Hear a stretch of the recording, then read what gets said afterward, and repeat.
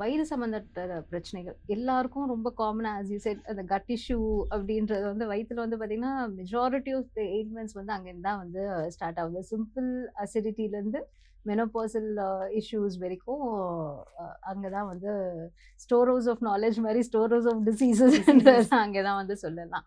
So இப்போ இந்த ஆயுர்வேதா நேச்சுரோபதியில் வந்து இதுக்கு என்ன மாதிரி தீர்வுகள் இருக்கு? வியாதி அப்படின்னா நாம இங்கிலீஷ் டேர்ம்ஸ்ல ரெண்டு சொல்றேன். ஆமா, we can classify it as a disease or a disorder. Disorder. Yes, ரெண்டுக்கு டிஃபரன்ஸ். டிஃபரன்ஸ் இருக்கு. Okay. So disease is a pathophysiological problem. Okay.